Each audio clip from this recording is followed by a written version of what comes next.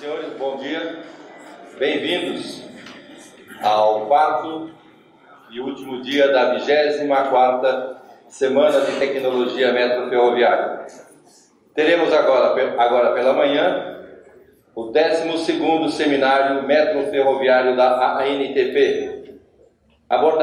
São duas sessões. A sessão inicial abordará o seguinte tema: potencial construtivo em estações de metrô. O segundo tema da segunda sessão será metrô, paradigma de qualidade.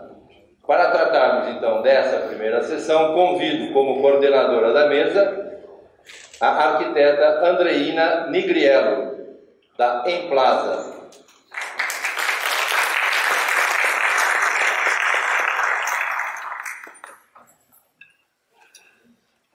Convido a senhora Andra Carvalho, da Secretaria da Habitação do Estado de São Paulo.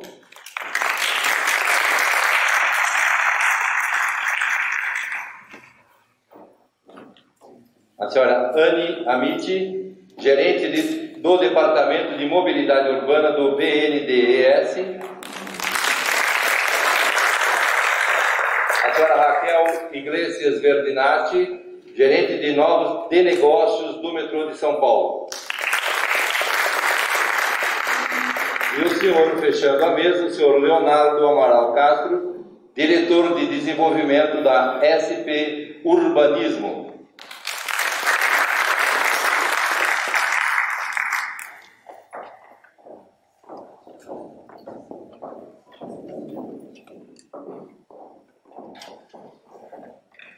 Andreina, como coordenadora, vamos começar, por favor. Muito bem. Bom, eu declaro aberta, então, agora a sessão 3, potencial construtivo em estações e terminais de metrô. Essa sessão está previsto o término dela às 10h20 e serão 4 pessoas a participar aqui dos debates. Depois o debate vai ser aberto à plateia, ao público.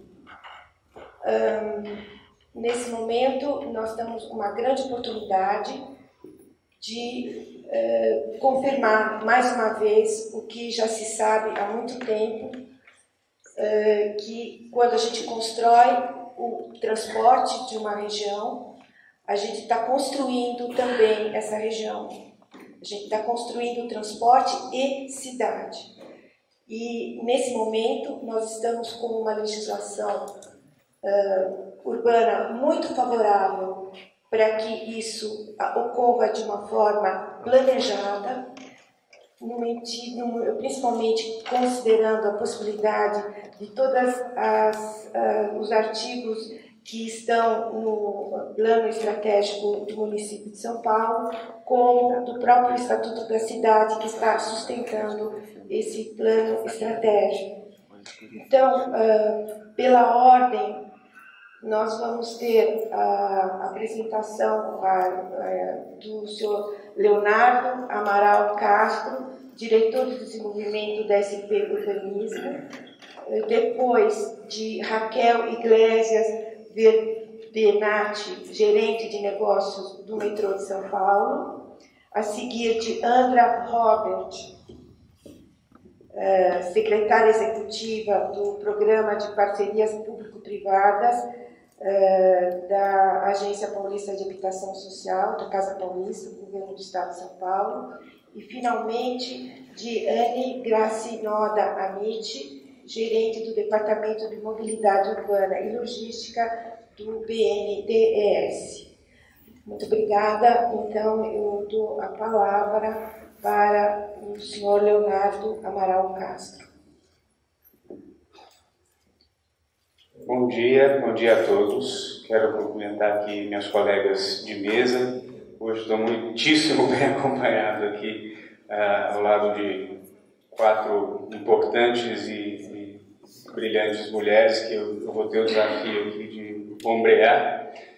E eu quero trazer hoje uma contribuição para esse painel que é um pouco a leitura do trabalho de planejamento urbanístico que existe no município de São Paulo, a partir das abordagens que já foram trazidas em 2014 pelo PDE, em 2016 foram complementadas e detalhadas no marco regulatório, e nós temos tido aí o desafio de trazer, por intermédio da São Paulo Urbanismo, que é a empresa que cuida dos projetos de desenvolvimento urbano da Prefeitura de São Paulo, ações no sentido de aprimorar essa estratégia de desenvolvimento urbano e torná-la na prática viável, torná-la na prática efetiva, transformadora da realidade das pessoas que vivem na região metropolitana. Então eu começo a nossa abordagem lembrando, não sei se todos tiveram a oportunidade, mas vou fazer aqui uma introdução relacionada ao Plano Diretor Estratégico do município de São Paulo, que ele dividiu a cidade em grandes macrozonas que por suas vezes foram subdivididas em macroáreas. E o nosso objeto principal de estudo em relação a essa estratégia de desenvolvimento orientada pelo transporte coletivo ela está situada fisicamente, geograficamente, na macroárea de estruturação metropolitana, que tem um setor muito importante, que é o setor da orla ferroviária e fluvial. Então nós temos uma série de macroáreas que tem como objetivo orientar o adensamento construtivo e populacional da cidade e, ao mesmo tempo, imprimir estratégias que garantam que o desenvolvimento se dê em patamares inteligentes, sustentáveis, eficientes e que tragam para a cidade um incremento da sua qualidade de vida e uma otimização na utilização da sua infraestrutura, notadamente a infraestrutura de mobilidade.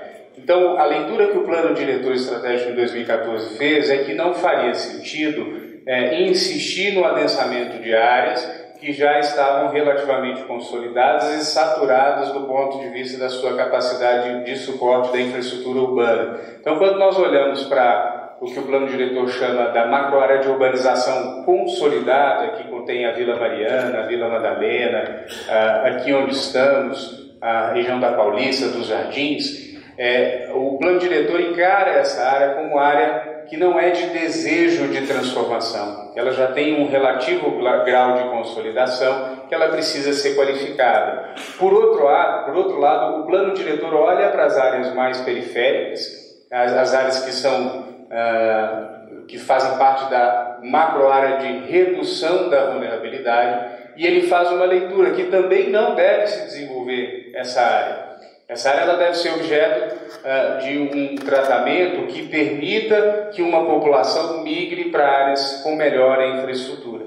E, por outro lado, ao olhar para a macroárea de estruturação metropolitana, ele entende que, numa escala metropolitana, essa macroárea deve responder aos desafios. E nós estamos falando justamente do leito das principais ferrovias do município e, coincidentemente, não à toa, da orla fluvial, onde estão os principais rios, o rio Tietê, o rio Pinheiros, o rio Jurubatuba, o rio Tamanduateí. Então, esses rios, eles configuram o ponto de partida da transformação urbana que o Plano Diretor, a partir de 2014, desejou ver. E aí ele trouxe uma escala de trabalho que foi imposta à municipalidade, que é justamente o desenvolvimento de projetos de intervenção urbana para todo esse território.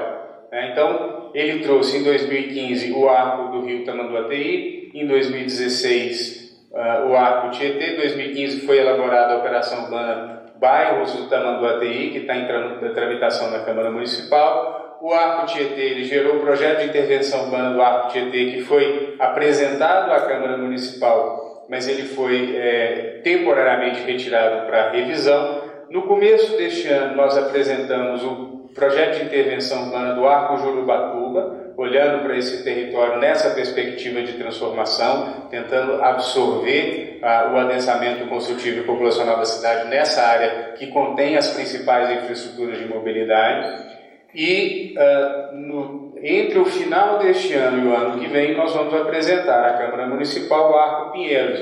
essa escala de priorização ela não responde a nenhum desejo de transformação temporal específico desse território. 2015, 2016, 2017, 2018 é absolutamente irrelevante do ponto de vista de prazo para você verificar alguma transformação urbana profunda. O que determinou isso foi uma decisão de política urbana que correspondeu à capacidade da prefeitura de responder a esses desafios do ponto de vista da produção do trabalho e, ao mesmo tempo, algumas decisões de política mais, vamos dizer, da Câmara Municipal, do Executivo, do Legislativo, de negociar uma escala de trabalho que respondessem aí a desejos de caráter mais de base eleitoral. Então nós temos esse cenário desses 4 arcos sendo desenvolvidos, mas no fundo o que se deseja, o que se previu nesse processo é justamente a configuração de uma nova camada de planejamento urbano que fosse além do marco regulatório, que tem se mostrado insuficiente para responder os problemas, as necessidades que nós temos da cidade do ponto de vista desse desenvolvimento. Os instrumentos de regulação eles têm se mostrado insatisfatórios para produzir um tipo de cidade que responda a esses desafios. O plano diretor ele não só traz a questão de orientar o adensamento construtivo e populacional a partir dos eixos de transporte e dos grandes equipamentos referenciais de transporte, mas como também traz estratégias para que a diversidade de usos e a qualificação dos espaços públicos também representem na vida das pessoas uma desnecessidade de grandes deslocamentos. Então, trazer esse elemento da compacidade do território é fundamental também para que a gente consiga não só viabilizar estratégias de incremento do transporte coletivo, mas também aproximar as pessoas das suas atividades principais, diversificando atividades, adensando o território. E o adensamento, a cidade compacta, que é o que está previsto no plano diretor, ela se mostra como solução para uma série de problemas que não só o da mobilidade. Quando você fala em mudança climática, você quer uma cidade mais compacta, uma cidade que utiliza menos as suas áreas verdes, consome menos infraestrutura. Quando você fala em viabilidade do desenvolvimento econômico, a cidade compacta também é muito interessante porque ela traz escala de consumo, ela traz aglomeração de pessoas e maior viabilidade do negócio, aumenta a potencialidade de êxito dos negócios. Então essa estratégia ela tem sido revisada de uma maneira muito intensa porque ela é solução atrás de problema. Ela começa a resolver uma série de problemas que não só o da mobilidade urbana, mas o que nós verificamos no tempo é que a mobilidade urbana é o fator mais crítico para o desenvolvimento das áreas em patamares adequados. Você desenvolver a partir das estações de transporte coletivo, a partir dos eixos estruturadores da mobilidade urbana, é algo que tem se mostrado muito efetivo ao longo do tempo. Em função disso, hoje nós estamos trabalhando como principal projeto nesse capítulo, além dos PIOs da macroárea de estruturação metropolitana, com a concessão dos terminais de transporte público. Então nós começamos em 2017 a trabalhar com os 27 terminais de transporte público que a Prefeitura opera, então eles estão espalhados por toda a cidade, e elegemos, no primeiro momento, 3 terminais de transporte coletivo prioritários, que foram objeto de um projeto piloto. O terminal Princesa Isabel, cujo edital de concessão acaba de ser publicado, foi publicado antes de ontem no Diário Oficial. O terminal Capelinha e Campo Limpo, que estão mais ao sul do território, são terminais periféricos, e a gente tentou, com isso, criar uma cesta de atuação da Prefeitura, onde se verificasse uma atuação que privilegiasse as áreas que já têm muita infraestrutura e que precisam ter o seu adensamento residencial e populacional incrementado, que é o caso do terminal Princesa Isabel. A área central ela precisa dessa estratégia habitacional, porque é onde está a infraestrutura mais abundante da cidade, e o adensamento populacional precisa corresponder a essa infraestrutura. Hoje nós temos patamares muito baixos ali naquela região, em torno de 140 habitantes por hectare, nós podemos passar dos 200 habitantes por hectare. Então, no âmbito de 600 metros de terminal, por determinação da Lei 16.211, que autorizou a concessão dos terminais, nós estamos desenvolvendo, juntamente com a concessão, com o instrumento da concessão, um projeto de intervenção urbana, que ele tem por objetivo a qualificação do território, visando justamente atingir esse objetivo de transformar essa área e melhorar a utilização desse território a partir de um epicentro de mobilidade urbana, que é o terminal Princesa Isabel. Os outros dois eles se mostraram menos viáveis para uma concessão, por menos interesse imobiliário do mercado, porque associado a esse projeto de intervenção urbana está a autorização para o desenvolvimento imobiliário do próprio terminal em até 4 vezes a área do terreno. Então, isso é um componente de receita dessa concessão. Na periferia, isso tem se mostrado menos interessante, à exceção de alguns outros terminais que depois, em outras oportunidades, nós podemos ver mais a miúde. Esses dois outros terminais eles estão sendo modelados com parceria público-privada, porque a concessão não gera receita suficiente para que isso seja, não conte com uma atuação mais, do ponto de vista da participação financeira, mais efetiva do poder público.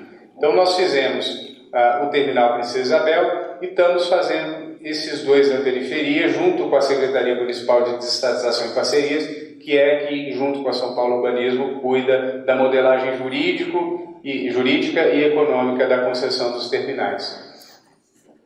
No segundo momento, nós já estamos abrindo uma nova frente de concessão desses terminais, de desestatização dessas atividades, que tem como grande benefício, hoje esses terminais, eles, no prazo que está previsto de concessão, que está girando entre 30 e 35 anos, eles comprometem nesse tempo receitas da ordem de 1 bilhão, em valor presente, de 1,5 bilhão de reais da Prefeitura. Então, se a gente consegue otimizar a ocupação desses terminais, conceder a iniciativa privada, permitir o desenvolvimento imobiliário, tanto do próprio terreno do terminal, como do seu entorno, que vai se beneficiar dessa infraestrutura de transporte, a gente melhora a vida de quem está ali, gera centralidade na periferia.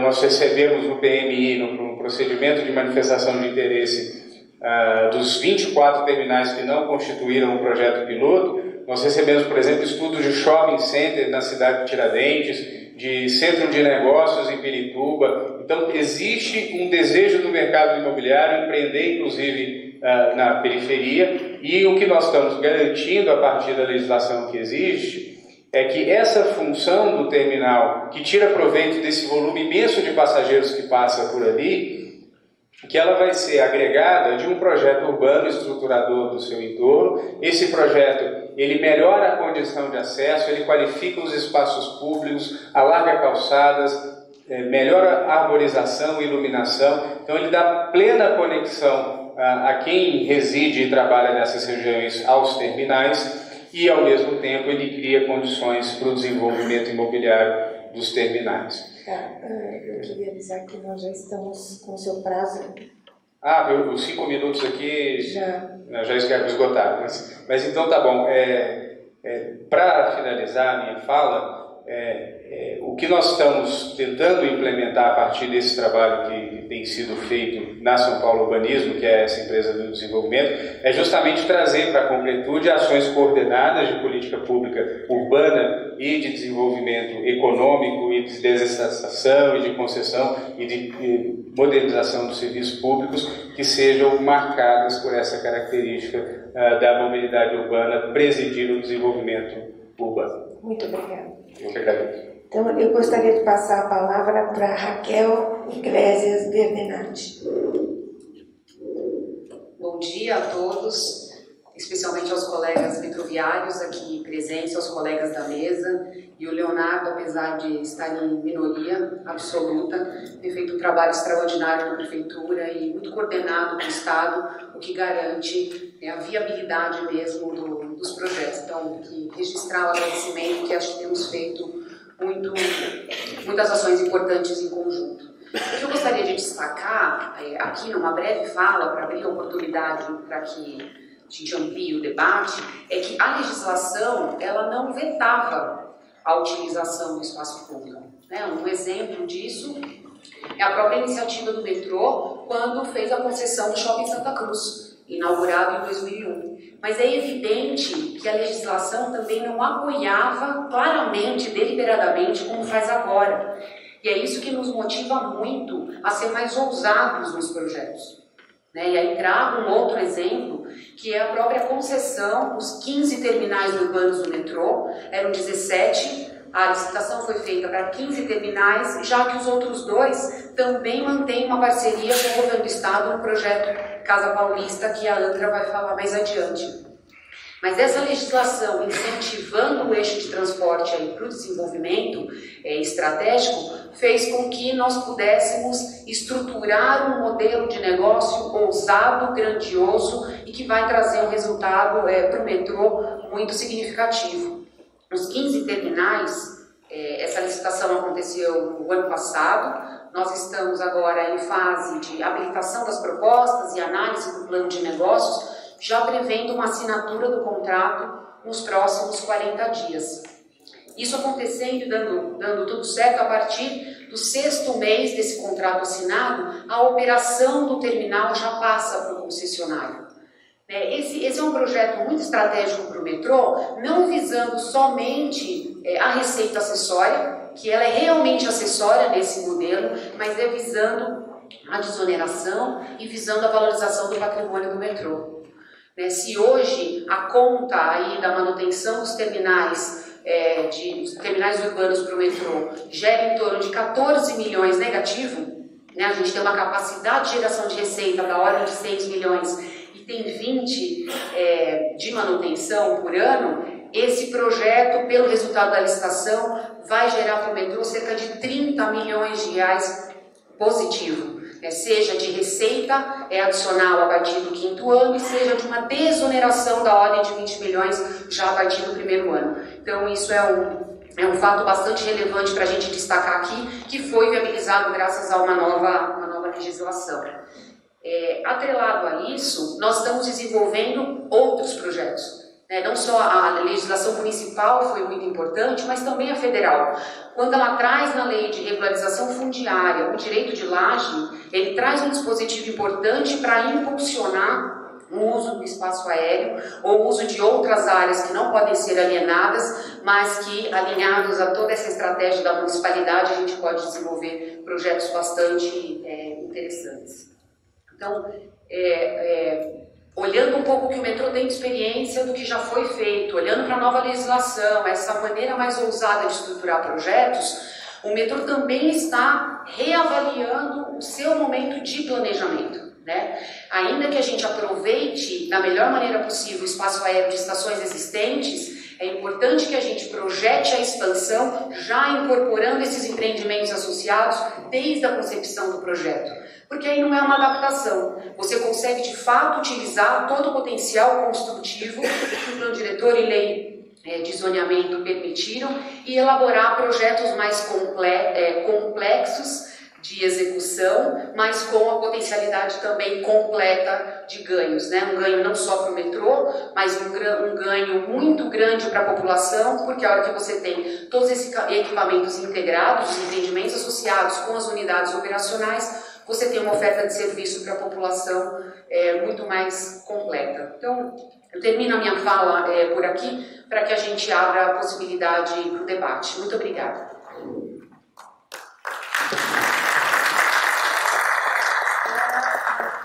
A palavra de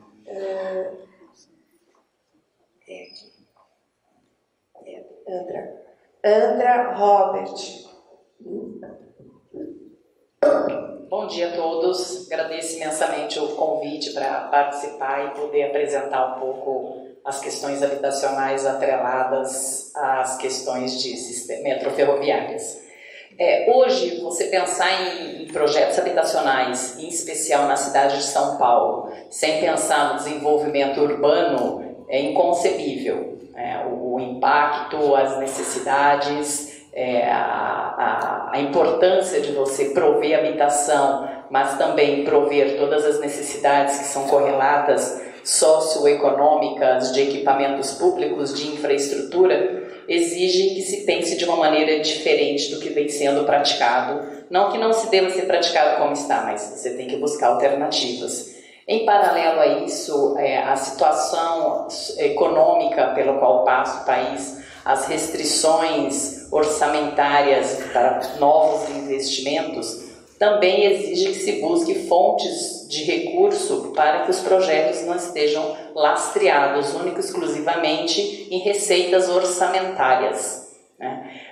Nessa combinação desses dois fatores e as alterações que ocorreram no plano de desenvolvimento estratégico da cidade de São Paulo, permitiu, incentivando e vindo ao encontro daquilo que nós buscávamos, que já é um processo de reocupação da área central da cidade de São Paulo, permitiu que nós buscássemos áreas que estivessem disponíveis, áreas públicas que estivessem disponíveis, próximas aos sistemas de transporte público existente e que atendesse à necessidade do Estado de estruturar projeto onde eu possa fomentar a habitação de interesse social, que é o papel da Secretaria de Habitação do Estado de São Paulo, combinado com as vantagens financeiras de receitas acessórias, que ao mesmo tempo permitisse a uma outra secretaria que alcançasse o seu objetivo também de encontrar receitas ou diminuir custos nas suas operações,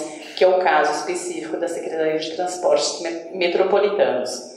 Nesse conjunto, nós estamos com o edital pronto para ser lançado agora em setembro, de uma concorrência internacional para a produção de habitação de interesse social e usos não residenciais no terminal Belém do metrô, nos dois terminais, como a Raquel disse, que não foram para as ações específicas da pasta, mas que vieram combinados com a habitação, de onde nós partimos de uma base territorial existente, hoje de propriedade do metrô, né? Criamos uma nova superfície lastreada nas alterações que ocorreram no PDE e que propiciam e permitem o adensamento dessas áreas próximas aos sistemas de transporte, permitindo a criação de novas centralidades, requalificando as centralidades que ali existem e propiciando que o governo do Estado de São Paulo possa, de uma maneira responsável, otimizar os recursos que estão sob o bojo da administração do Estado de São Paulo. Com isso, nós temos um investimento, a produção de habitações de interesse social, desenvolvimento de áreas comerciais, a construção de equipamentos públicos, requalificação do entorno, uma ligação dos dois lados, porque considerando todos os benefícios que o sistema metroferroviário traz, ele de alguma maneira separa dois lados da cidade.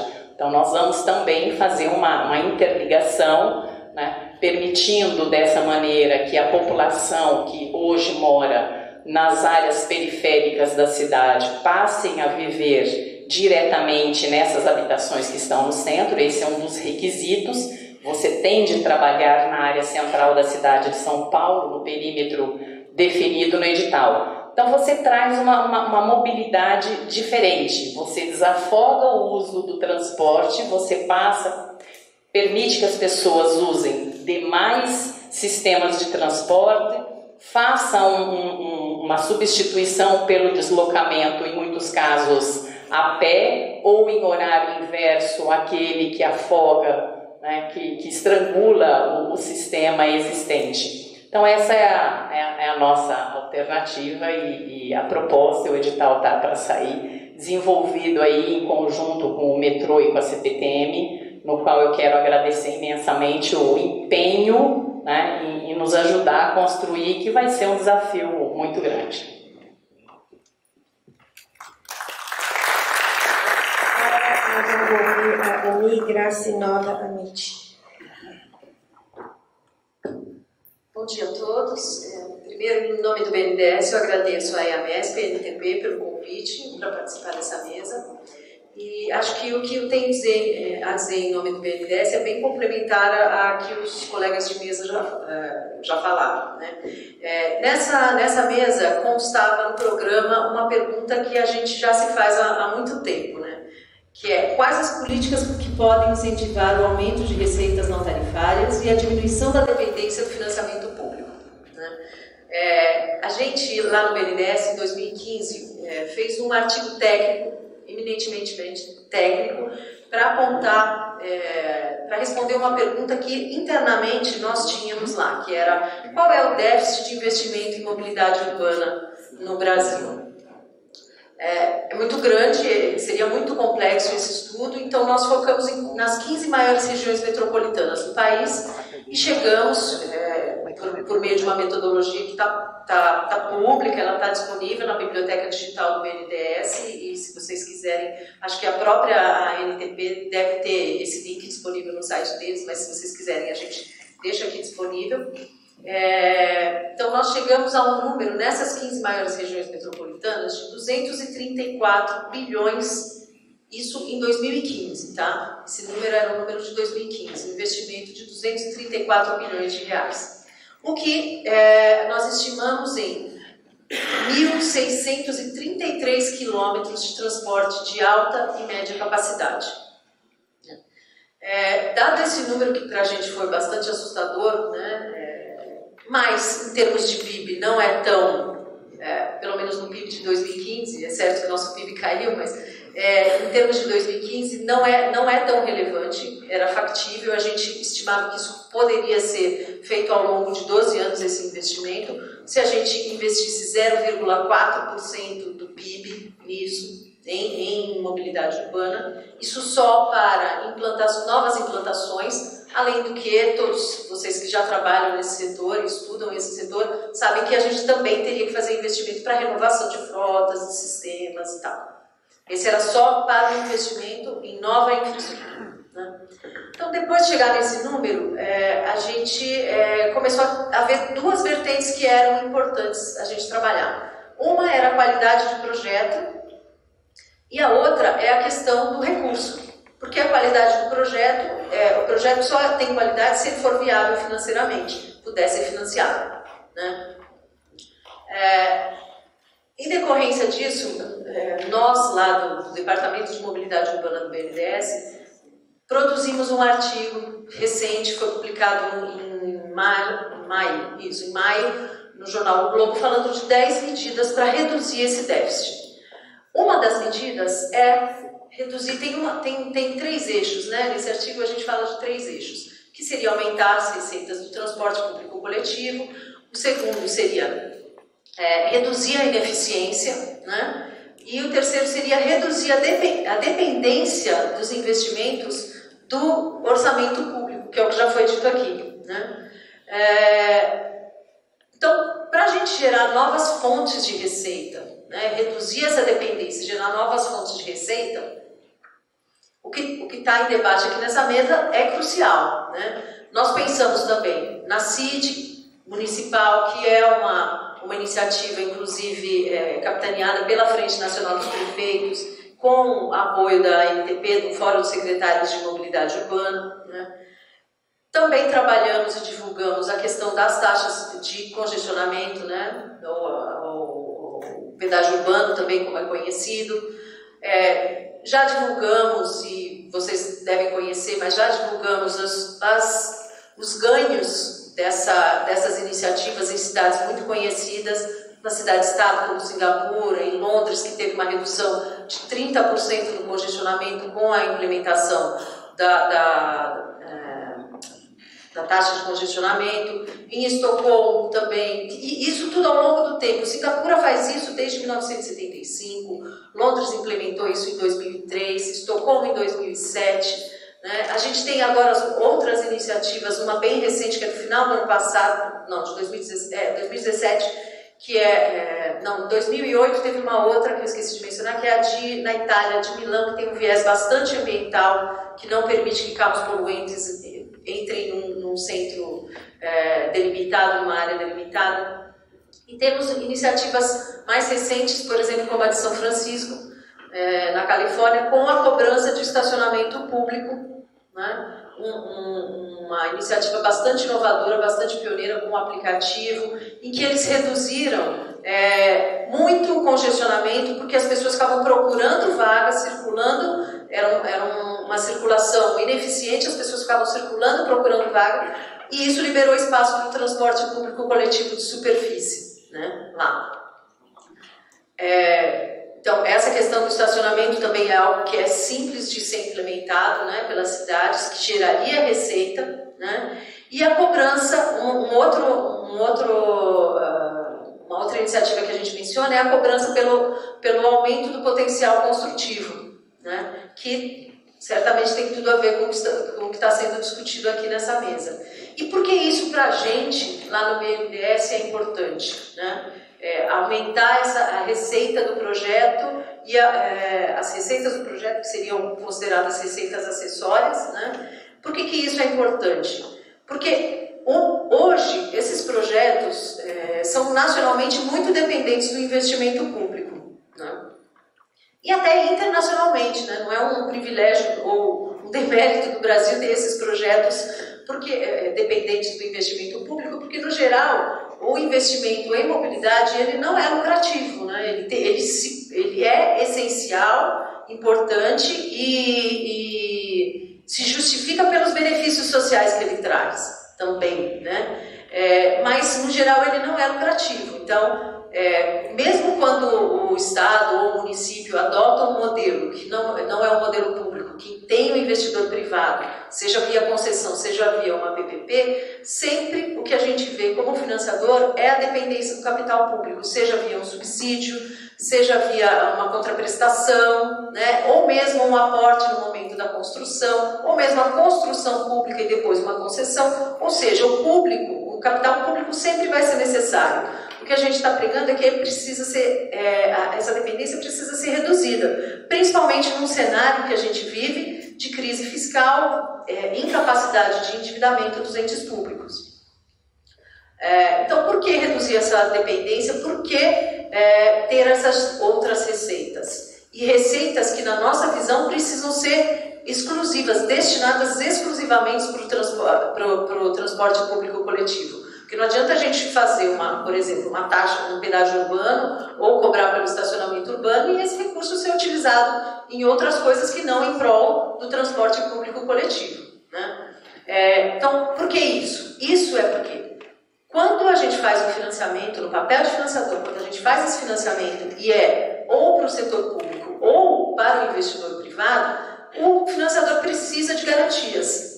E quando, por exemplo, vamos pegar um caso de um investidor privado, a gente está financiando o investidor privado e ele recebeu garantias do setor público para aquele investimento, se essas garantias não são robustas o suficiente, né, a gente acaba onerando o investidor privado. Então eu preciso de uma garantia adicional do investidor privado. E isso não vai nos ajudar a resolver o problema da infraestrutura. Por quê? Porque o investidor privado vai ser afugentado desse tipo de investimento. Então, o que nós precisamos é que os recursos estejam disponíveis para a garantia pública, para que a gente não seja obrigado ou forçado, né, a pedir garantias adicionais do investidor privado, né? Então, o interesse do BNDES nesse sentido como uma área de atuação prioritária do banco, a mobilidade urbana ajudar a resolver esse problema, reduzindo a dependência, facilitando a entrada do capital privado, né? Já foi dito vários exemplos aqui de licitação, tanto dos terminais, né? Parcerias com os investidores privados, mas para que isso se viabilize, para que esses projetos se tornem financiáveis, né? A gente vai precisar que eles sejam menos dependentes e que a garantia pública seja robusta o suficiente, dê o conforto necessário para o investidor, para que ele consiga, né, para o financiador, para que ele consiga financiar esses investidores. Esse é o ponto do BNDES, então eu deixo à disposição, caso vocês tenham interesse, tanto no artigo que a gente fala sobre o déficit de investimento no desenvolvimento da mobilidade urbana, quanto com relação às 10 medidas para reduzir esse déficit. E também, se vocês estiverem interessados na qualidade de projetos, nós lançamos também em maio um guia de transporte público coletivo para ajudar os entes públicos a trabalhar essa questão de projetos, porque esse também era um ponto que, quando a gente identificou o déficit, a gente notou que os projetos vinham com qualidade muito baixa, soluções muitas vezes inadequadas para o problema apresentado, e essa foi uma iniciativa que nós fizemos, que nós conseguimos colocar em prática em conjunto com o Ministério das Cidades. A elaboração desse guia, então, foi em conjunto com o Ministério das Cidades e o Banco de Desenvolvimento Alemão. Todos esses documentos são públicos e podem ser encontrados tanto no site do BNDES como dos nossos parceiros aqui, a NTP e a EAMESP. Agradeço e ficamos então à disposição para perguntas. Né?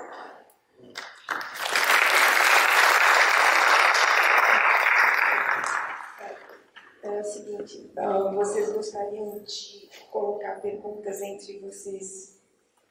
Não? Vamos abrir então o debate? Tá? O que, em todo caso, eu gostaria de começar assim, é o seguinte: o que a gente tem em mente nessa discussão é a busca de receitas para construção da rede de transporte público e, ao mesmo tempo, para a construção da cidade. E o que a gente termina vendo é que é a busca também da garantia pública para financiar o setor privado em construir a cidade junto com o sistema de transporte. Então, agora eu abro a palavra a vocês.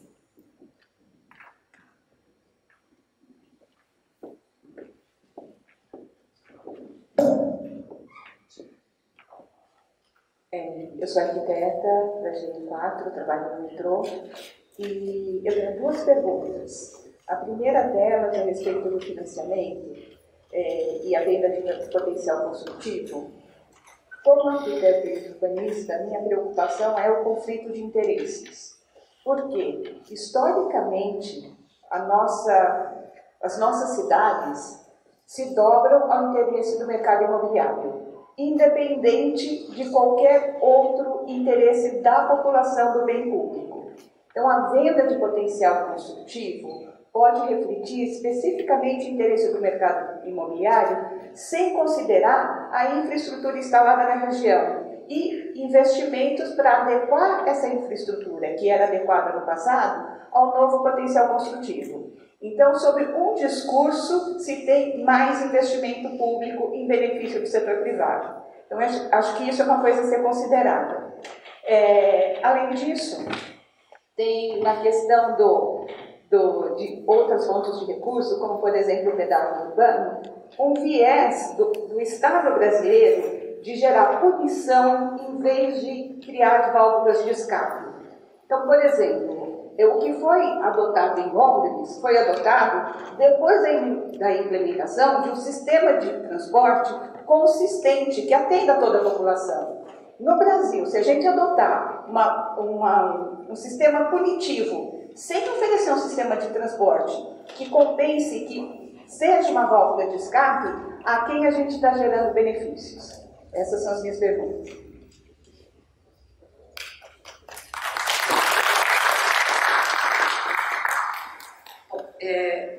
Você não mencionou para quem você... Tá. Bom, eu posso responder uma delas, então. Pelo menos dar algumas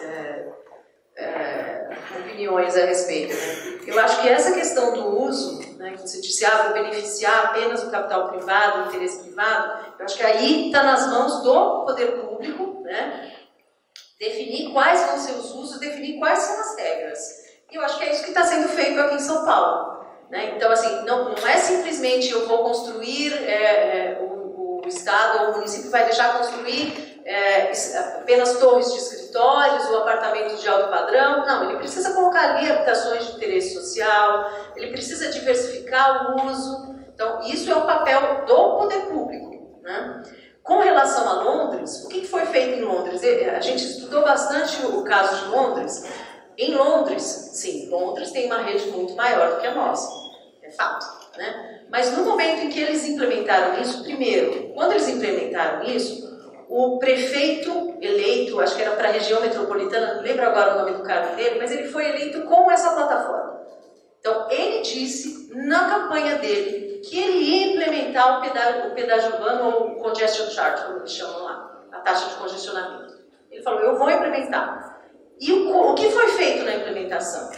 Quando foi feita a implementação, quando começaram a cobrar, foi colocado à disposição, na cidade, naquela área restrita, mais ônibus. Ele colocou, se não me engano, 30% a mais de ônibus. Ou seja, a população, no dia em que ela não poderia ou teria que pagar para entrar de carro, ela tinha mais transporte público à disposição. Então, eu reduzi, qual foi o objetivo? Reduzir o número de veículos ali circulando, liberar as vias públicas para o uso do transporte público e, ao mesmo tempo, disponibilizar mais transporte público, né? Então, isso gerou uma redução do congestionamento, gerou um uso maior, teve um uso maior de passageiros no transporte público. Nesse caso, o número que eu vou citar para vocês é de superfície, mas isso afetou também os demais meios de transporte, foi de 40%. Né? Então, se a gente esperar, eu entendo, né, que se a gente esperar, vamos esperar ter a rede perfeita, nós nunca teremos a rede perfeita. Né?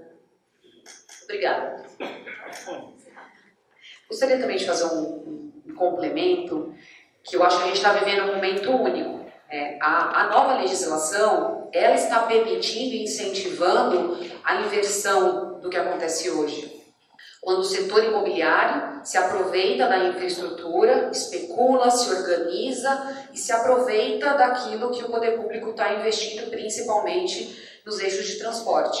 Quando a nova legislação, e aqui eu queria destacar muito o artigo 171 da Lei do Zoneamento, que ele traz uma característica da reversibilidade de bens, ele está incentivando que o poder público, ele sim se aproveite desse coeficiente, desse potencial construtivo que o eixo trouxe. Então é para atrair os investimentos e o poder público arrecadar esses recursos para o reinvestimento, para uma desoneração de custeio, seja lá o que for.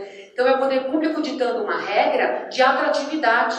Hoje, o que a gente via antes dessa legislação, inclusive desse artigo, era o setor imobiliário se organizando para comprar tudo que podia no entorno onde ele achasse que seria futuramente uma estação, para no dia seguinte da estação inaugurada, ele teve o seu imóvel valorizado. Hoje, com a nova legislação, é o contrário. Primeiro é a prefeitura entendendo essa importância desse jogo em conjunto, né? Porque a prefeitura ela acabou dando praticamente à rede sob trilhos o direito de se transformar eixo, né? Porque o eixo está acompanhando a rede. E aí a gente é que tem que se estruturar muito bem para aproveitar o que a legislação já permite, e é o poder público, o metrô, enfim, esses órgãos trazendo a iniciativa privada para o jogo, porque o seu imóvel ficou mais atrativo e numa condição muito mais atrativa, com a reversibilidade dos bens, que eu não sei se todos acompanham, mas o artigo 171 ele traz uma concepção que no caso de uma concessão, né, em imóvel de bem público, como ao término desse contrato, ao término da concessão, o imóvel retorna para o poder concedente, não tem outorga onerosa. Então é a prefeitura reconhecendo e incentivando o desenvolvimento realmente do eixo de transporte. Eu complemento aqui a fala da Raquel. Hoje, em direito urbanístico, você já tem uma clareza de que o potencial, os direitos de edificabilidade acima do coeficiente básico, acima dos parâmetros básicos, eles constituem um bem público. Ele é um ativo pertencente à coletividade. E assim sendo, não tirar proveito da economia que isso pode gerar para a administração pública caracterizaria, na minha avaliação, até poder-se falar em improbidade administrativa, em irresponsabilidade fiscal. Então isso é um fato, nós temos que lidar com esse bem público, temos que tirar proveito dele, temos que arrecadar e temos que gastar esse dinheiro de maneira inteligente. Em primeiro lugar, o que vai garantir isso? É o projeto.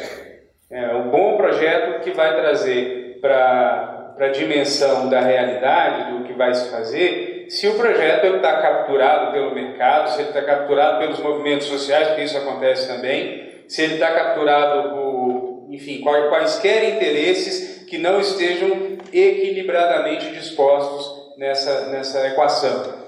Então, o que a gente tem que garantir, e eu acredito que o projeto de intervenção urbana, enquanto procedimento de elaboração de projetos que está previsto no plano diretor, ele é uma resposta a isso. Ele tem várias etapas de participação pública, consultas, audiências, comissões, colegiados, antes, durante e depois da elaboração do projeto. Então, ele é uma potente ferramenta para a gente evitar essa captura da ação estatal por interesses específicos. Em relação à questão dos incentivos, da cenoura e do chicote, né, eu quero fazer uma consideração. Ontem a gente estava estudando o metrô Tiradentes, Raquel, e a Avenida Tiradentes, na porta do metrô, ela tem 16 faixas. São 16 faixas, nenhuma é corredor, é tudo para carro, né? Então, se a gente não consegue, da perspectiva de quem está construindo a cidade, entender que isso é uma desgraça, que a gente não pode pensar que na porta do metrô a pessoa vai sair e vai ter milhões, milhares de carros passando o tempo inteiro na porta e que vai transformar aquele ambiente absolutamente inumano, né? A gente precisa começar a repensar. Então são duas pernas. Com uma perna a gente melhora o transporte público e dá um passo. Com a outra a gente desestimula o individual e vai dando outro passo.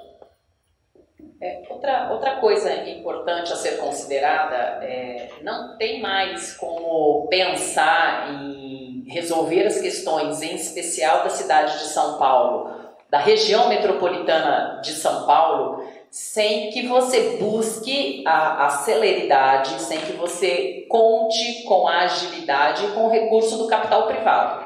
Se continuarmos nessa linha de que o poder público tem que resolver tudo, nós simplesmente vamos escolher por um caminho de que as coisas só vão piorar, né? Não tem condições. O que cabe, como a Anne disse, é o Estado, o município, o poder público determinar o que ele quer. Então, no caso desse projeto que nós temos em parceria com a Secretaria de Transportes Metropolitanos, é isso. O que se quer? Eu defino o que eu quero de habitação de interesse social, eu defino o que eu quero de receita acessória, eu defino quais são as melhorias de equipamentos públicos e infraestruturas que deverão ocorrer no entorno. Mas eu dou, sim, ganho de capital privado. Por que razão ele vai deixar de investir no mercado ou investir em questões privadas exclusivamente deles e passará a financiar o Estado? Porque quando você fala de concessão e de parceria público-privada, seja por qual vertente for, com aporte de recurso, conta-prestação, desconto em tarifa, você paga isso ao longo de 20 anos, 30 anos, 35 anos, conforme a estruturação de cada projeto. Mas é o capital privado que financia tudo isso. Fazendo isso de uma maneira estruturada, você permite que o recurso orçamentário, que está ficando cada vez mais restrito, seja aplicado em outras soluções. Outra questão que não pode deixar de acontecer, que é o que nós estamos buscando, é você pensar em ações somente setoriais. Você tem que pensar em ações intersetoriais. Então, ao mesmo tempo que eu desafogo os compromissos de custeio, de operação e de manutenção dos terminais que estão hoje de posse do metrô, quando eu trago para dentro do meu projeto, eu penso na solução habitacional, eu penso na solução de desenvolvimento urbano e penso na questão orçamentária que, seja qual for a secretaria, no âmbito municipal, estadual, federal, a origem do recurso é a mesma. É recurso público. E todos nós sabemos aqui que são cada vez mais escassos e restritos. Então, ou tem-se uma combinação disso, ou não se alcança as melhorias que todos nós queremos, não só para a cidade de São Paulo, região metropolitana, mas para os grandes centros e conglomerados urbanos, seja em qual setor estejamos falando.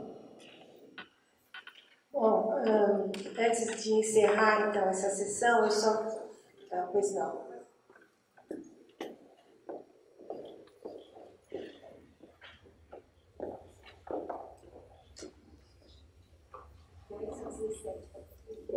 Vou falar rapidinho. Meu nome é Maria Inês, eu trabalho com modelos de simulação E eu queria reforçar essa questão desses estudos integrados entre planejamento de transporte e desenvolvimento urbano e salientar ou trazer aqui só para conhecimento os estudos que já foram feitos em relação ao PITU e depois os estudos de capacidade de suporte que foram feitos com a Secretaria de Transporte Metropolitano em convênio com a Prefeitura. Então, foram estudos em que foram exploradas essas análises de potencial construtivo, foi exatamente no momento da revisão dos planos urbanísticos, planos diretores, e isso gerou muito subsídio para a análise de potencial construtivo, calcular o estoque, e como, vamos dizer assim, elemento muito interessante do resultado desses estudos é que uma cidade equilibrada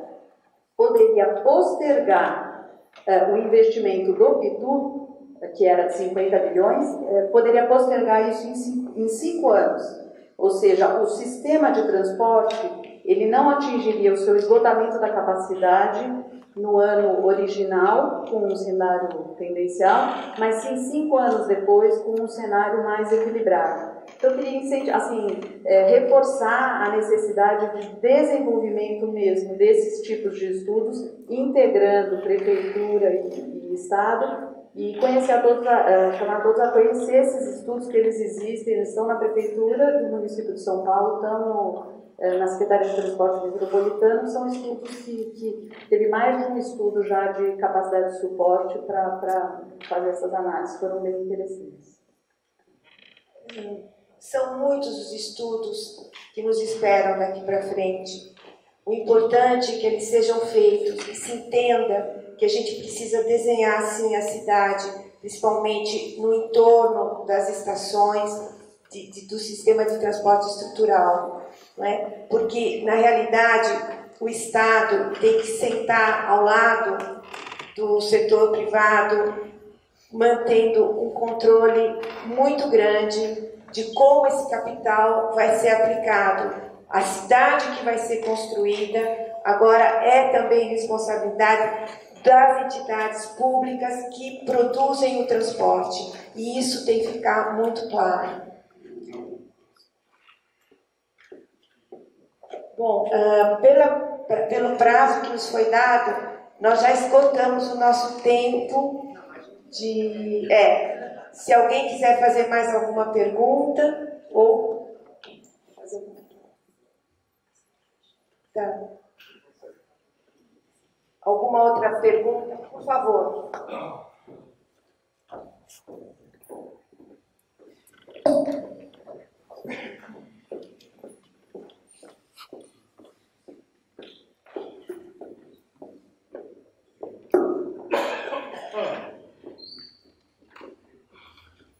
Oi, bom dia. Não é bem uma pergunta, mas uma colocação, né? Uma visão da pergunta aqui da nossa colega, que é em relação à relação do público-privado, que é uma coisa que a gente vem discutindo há bastante tempo, principalmente na atual gestão aqui da Prefeitura de São Paulo. Aqui no primeiro dia foram apresentados 2 projetos, um em Turim e um em Paris, onde o governo, a demanda veio do governo, e junto com o privado foi desenhado numa pequena escala, não numa escala como Paris toda, né, só numa pequena região que estava degradada, mas você vê ali que a presença do Estado é forte, que ela controla, que ela não deixa o privado, né, os interesses dele sobreporem os interesses da população. Aí a gente vem para o Brasil. No Brasil não é bem assim. No Brasil as coisas são determinadas, o governo dá as diretrizes, mas depois vem privado e pede alterações, como ontem aconteceu no plano diretor, né? Operação urbana, que as regiões de interesse imobiliário foram alteradas para verticalizar. Então é muito delicada essa relação do privado que ele tem no Brasil. Ele determina, ele altera. Então eu fico muito preocupado com isso. Eu acho interessante, eu acredito que a participação do privado ela vai ajudar a complementar. Mas no Brasil a gente tem que ter um cuidado a mais. Porque aqui no Brasil, principalmente no atual momento, que os discursos, os candidatos, os atuais governantes é esse, privado. A gente acabou de ter um gestor, que se diz gestor, e largou a prefeitura falando que quer mudar a cidade por meio do privado. Não tem nenhum bom exemplo que justifique isso, né? Ele deixou, ele saiu da nossa cultura. Essa relação público-privado acaba sendo muito mais forte que o Estado em muitos momentos. Lembrando que eles financiam as campanhas, etc. e tal. É só isso.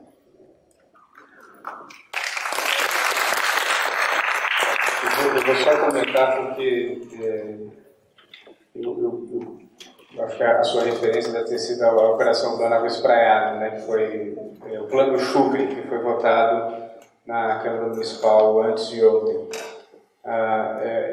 Esse plano ele foi elaborado na gestão Kassab, foi encaminhado para a Câmara Municipal e na gestão Haddad.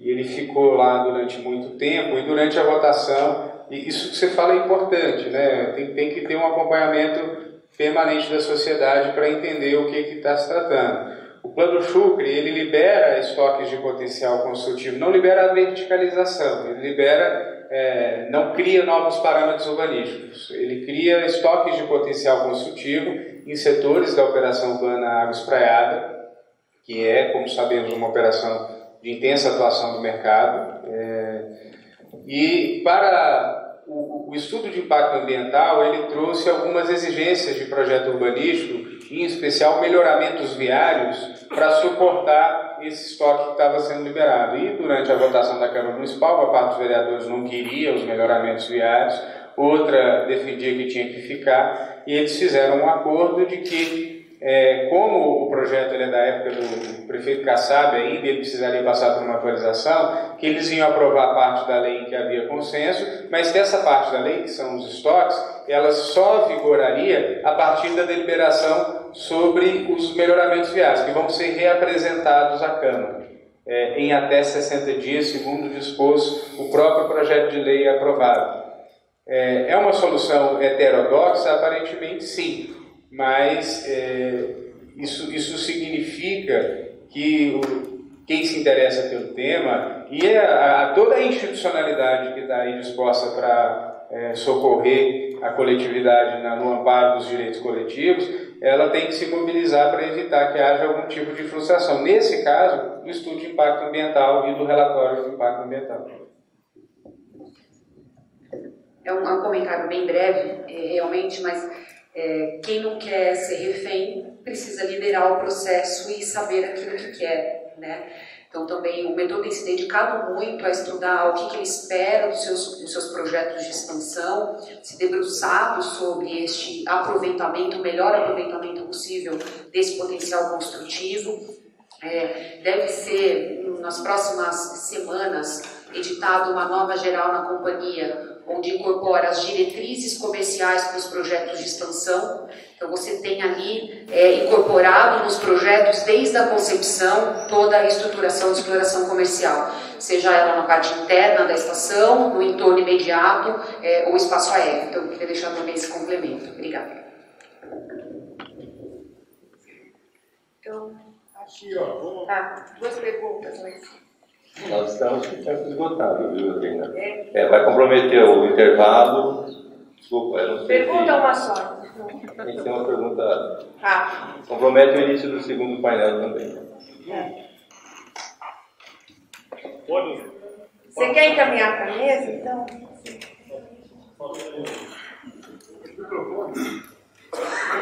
A gente responde no intervalo.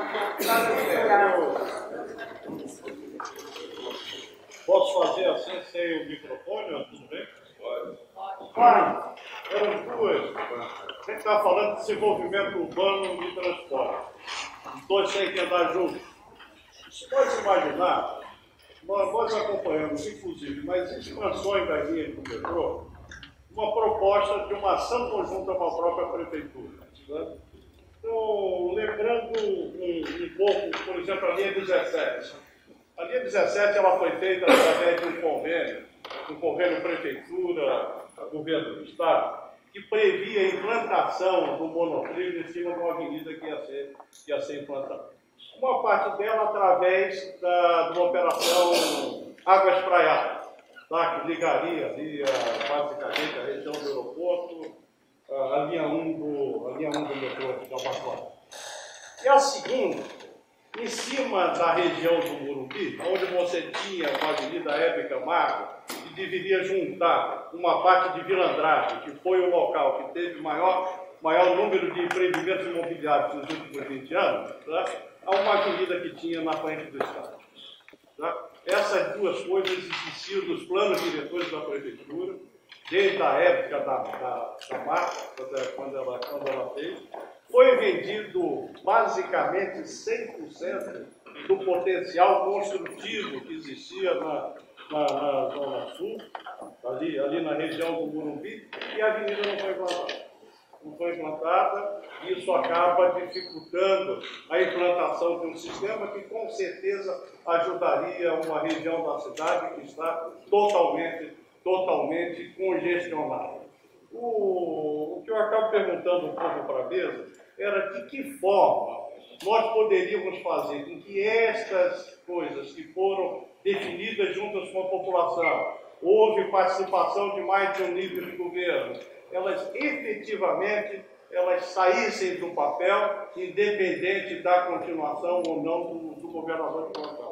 Tá? Nós deveríamos ter planos de governo, e não planos de governadores ou planos de gestores. Tá? De que forma transformar isso em lei, de que forma fazer com que essas coisas que comprometem o desenvolvimento da cidade, comprometem a melhoria da qualidade de vida, elas efetivamente não continuem a acontecer. Uma segunda, só um questionamento. Quando você olha o mundo, essas receitas acessórias, que não são acessórias, elas são fundamentais para nós equilibrarmos o nosso sistema. De que forma fazer com que o Brasil passe a encará-las com seriedade? Nós verificamos aqui em São Paulo, no plano de expansão da rede de metro ferroviária, que existia em 2014, mais de 130 quilômetros. Depois do plano que passou a existir a partir de 2015, que era quase 100 quilômetros, não tinha uma única proposta de desenvolvimento imobiliário que gerasse receitas não operacionais em qualquer linha do metrô ou da CPTM. De que forma tirar isso da vontade nossa? Nós temos de que isso ocorra. Vontade dos planejadores, tanto de transporte quanto da cidade, para que isso ajude a desenvolver de fato as nossas cidades. Obrigada, então. Bom, eu declaro encerrada, então, a sessão. Obrigada. Agradeço a coordenação da Andreina, das debatedoras Raquel.